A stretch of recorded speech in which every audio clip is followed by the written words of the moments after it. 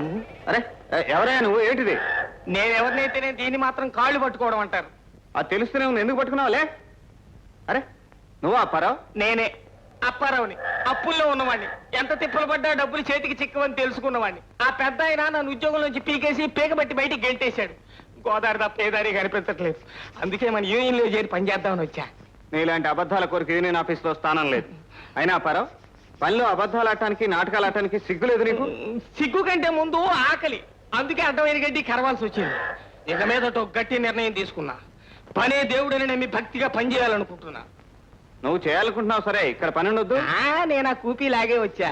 మన యూనియన్ లో బాయ్ ఉద్యోగం ఖాళీగా ఉందిగా, దాన్ని నాకు ఇప్పించు. లేకపోతే నా భార్య బిడ్డలు నేను ఆకలితో అల్లల్లాడి చచ్చిపోతాను. మళ్ళీ అబద్ధాలు ఆడుతున్నావు. ఏది నీ భార్య? ఎక్కడ నీ బిడ్డలు? అంటే నా ఉద్దేశం, పని ఉన్నా లేకపోయినా నేడో రేపో నాకు పెళ్లి అవుతుందిగా.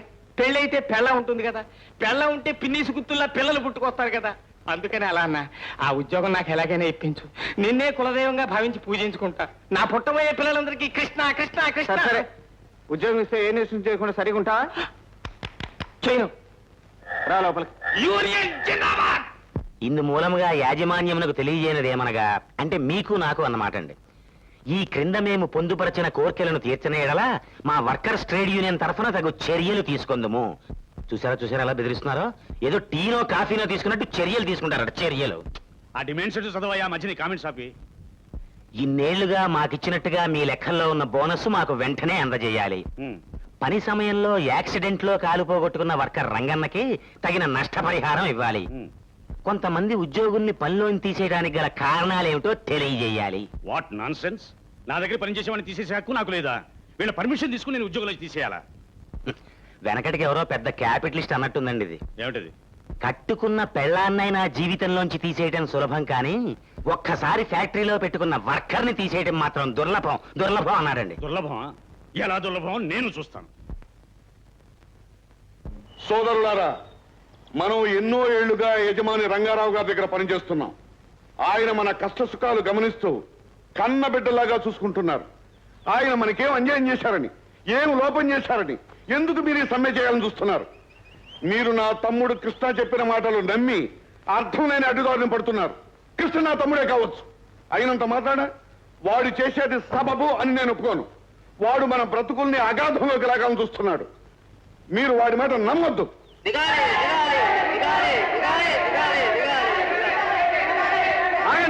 ఆగండి. ఎవరి అభిప్రాయం వాళ్ళు చెప్పుకునే హక్కు ప్రతి మనిషికి ఉంది. ఈయన్ని చెప్పనివ్వండి. మా అన్నయ్య అయిన రాము సత్యకాలపు మనిషి. తను మంచివాడు గనక ఎదుటివాడు కూడా మంచివాడని నమ్మే అమాయకుడు. అందుకే యజమాని గారి అసలు రంగు తెలియటం లేదు. మనం యజమాని పట్ల నమ్మకంగాను, విశ్వాసంగాను, వినయంగాను, తండ్రి దగ్గర బిడ్డలున్నట్లుగా ఉండాలని ఈయన ఉద్దేశం. నిజమే, కానీ యజమాని కూడా మన పట్ల న్యాయంగాను, ధర్మంగాను ఉంటూ మన కనీసపు కోరికలు తీర్చగలగాలి. అలా జరగని రోజున మనం సమ్మె చేయటంలో తప్పే లేదు. అర్థం లేని కోరికలు కోరి అవి తీరలేదని సమ్మె చేయటం బుద్ధి లేనితనం అనిపించుకుంటుంది. కాదు, అన్యాయాలను సహిస్తూ నోరు మూసుకుని కూర్చోవడం బుద్ధి లేనితనం. కామ్రేడ్స్, మన కష్టానికి తగిన ప్రతిఫలం దక్కనప్పుడు, రెయిన్బోలో శ్రమపడే మన కనీసపు కోరికలు తీర్చనప్పుడు, మన యూనియన్ యజమాని పట్టించుకోనప్పుడు తప్పనిసరిగా మనం తిరగబడాలి. వర్కర్స్ యూనియన్ అంటే ఏమిటో యజమానికి తెలియజేయాలి. ఇంకా అరవండి, గట్టిగా అరవండి. జిందాబాద్ జిందాబాద్ అంటూ దిక్కులు అదిరిపోయేలా అరవండి. ఈ యూనియన్ గొడవలో మీ ఉద్యోగాలన్నీ ఊడిపోతాయి. సంపాదన లేక తిండికి గుట్టకి అలమటించిపోతారు. ఆఖరికి దిక్కులు ఎంత అవుతొస్తారు. అందుకే నేను చెప్పే మాట వినండి, బాగుపడండి. లేదా సత్యరాక అరుస్తూనే తావండి అంతే. ప్రాణాలు వదలటానికైనా సిద్ధపడతాం గానీ అన్యాయాన్ని మాత్రం సహించాం. కామ్రేడ్స్, ఇది మనకు పరీక్షా సమయం. సమ్మె జరపడం మన ధ్యేయం కాదు. శాంతియుతంగా సమస్యలను పరిష్కరించుకోవడమే మన ఆశయం. అందుకే మనందరి తరపున నేను యజమాన్ని కలుస్తాను. ఆయనకు నచ్చ చెబుతాను. మన కోరికల్లో న్యాయం ఉందని తెలియజేస్తాను. ఆయన ఏమంటారో విన్న తర్వాతే మనం ఏం చేయాలో నిర్ణయించుకుందాం. అంతవరకు ఎవరూ త్వరపడి ఉద్రేకంగా ప్రవర్తించవద్దని కోరుతున్నాను.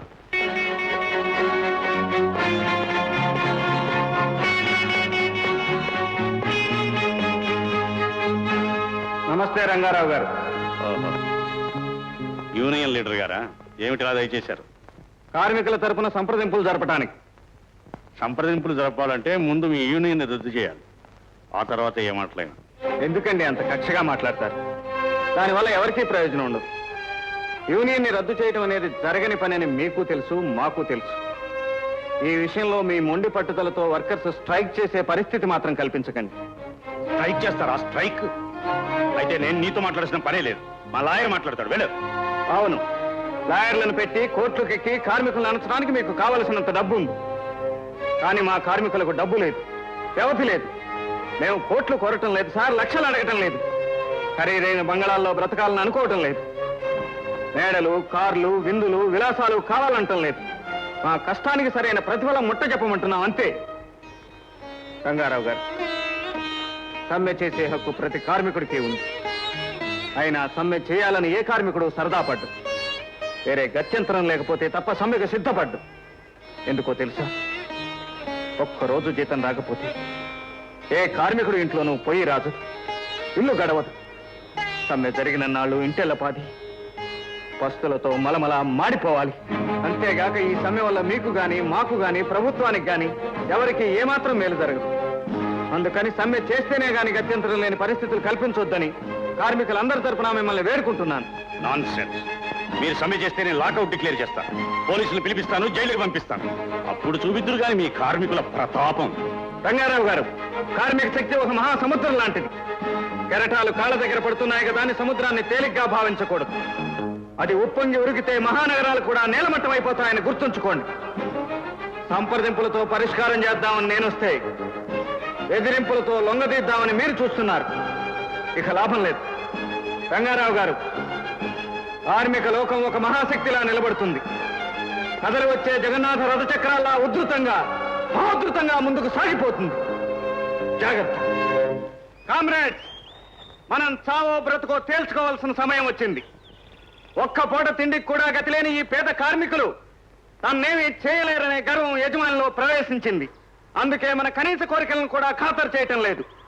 మనం పేదవాళ్ళం నిజమే, కానీ పిరికి వాళ్ళం మాత్రం కాదు. మన సహనానికి కూడా ఒక హద్దు అంటూ ఉంటుంది. కార్మికులందరి తరపున చివరిసారిగా యజమానికి ఒక నోటీసు పంపుదాం. దాన్ని కూడా ఆయన నిర్లక్ష్యం చేస్తే రేపే మన ఉద్యమం మొదలవుతుంది. రేపటి నుంచే సమ్మె ప్రారంభం. వర్కర్స్ యూనియన్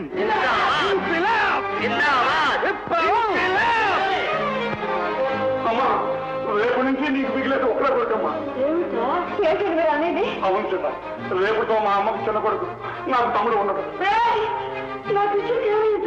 వాడు సైకిల్ ఇస్తాడమ్మా. రేపు వర్కర్ సంఘాన్ని కూడగట్టుకుని సమ్మె వెళ్ళిపోతున్నాడు. ఆ సమ్మె ఎలాగైనా ఆపాలని రంగారావు గారు పోలీసు బందోబస్తు పెట్టారు. పోలీసులకి వీళ్ళకి తప్పకుండా ఘర్షణ జరుగుతుంది. కాల్పులు కాల్చినా కాల్పొచ్చు. ఇక వాడు మనకు దక్కడు. 10 మందికి న్యాయం జరగాలని పోట్లాడే నా బిడ్డ మీద గుళ్ళు పెరుగుతారా?